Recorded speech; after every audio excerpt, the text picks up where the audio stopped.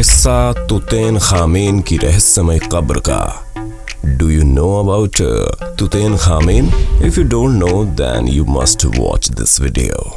मिस्र के पिरामिड और मम्मी में हमेशा से ही दुनिया भर की दिलचस्पी रही है। मम्मी को लेकर पश्चिम देशों में तमाम किस्से कहानियां चलन में हैं। इन पर कई फिल्में भी बनी हैं। मम्मी के बारे में और जानने के मकसद से कई तरह की रिसर्च और खोजबीन चलती रहती है। हाल ही में प्राचीन मिस्र के राजा तुतैनखामेन को लेकर एक नई खोज की गई, जिसके बाद मिस्र के अधिकारियों ने एक चौंकाने वाले खुलासा किया। अधिकारियों के मुताबिक तुतैनखामेन के मकबरे में कोई गुप्त कमरा नहीं है। चलिए अब जानते हैं कौन था तुतैनखामेन। लेकिन इससे पहले आप वीडियो को लाइक जरूर कर दीजिए। वे प्राचीन मिस्र के 18वें राजवंश के 11वें राजा थे। उनकी शोहरत इस बात को लेकर भी ज्यादा है क्योंकि तुतैनखामेन की कब्र लगभग सही सलामत अवस्था में मिली थी। 1922 में ब्रिटिश पुरातत्वविद होवार्ड कार्टर ने तुतैनखामेन के मकबरे की खोज की थी। तुतैनखामेन की जो मम्मी मिली थी उससे पता चला कि मौत के समय उनकी उम्र महज 17 साल की थी। 8 या 9 साल की उम्र में उन्हें राजा की गद्दी मिल गई थी। तुतैनखामेन की मौत को लेकर अलग अलग किस्से हैं। कोई कहता है कि उनकी हत्या कर दी गई, तो कोई कहता है कि शिकार के दौरान घायल होने के बाद उनकी मौत हो गई थी। गुप्त कमरे में तुतैनखामेन की मां की कब्र।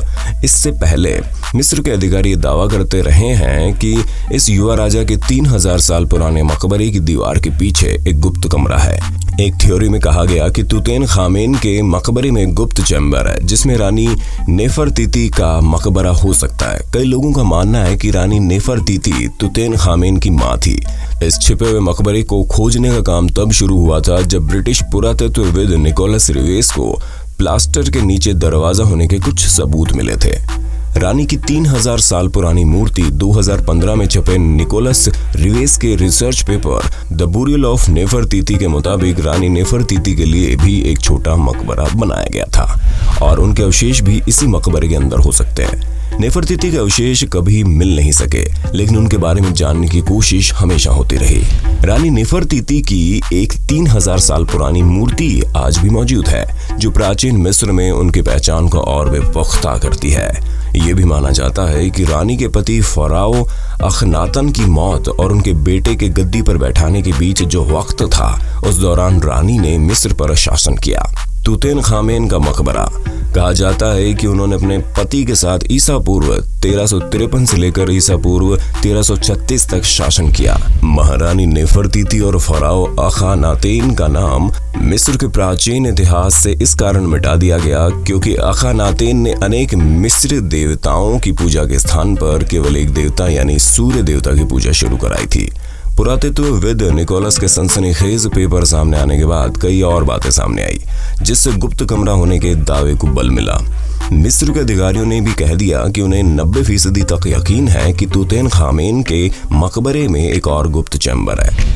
मकबरे की रिसर्च के हेड डॉक्टर फ्रांसिस्को पोर्सेली ने कहा, ये बात कुछ हद तक थोड़ा निराश करने वाली है कि तुतैनखामेन के मकबरे के पीछे कुछ नहीं मिला, लेकिन दूसरी तरफ मुझे ये भी लगता है कि ये एक अच्छा विज्ञान है।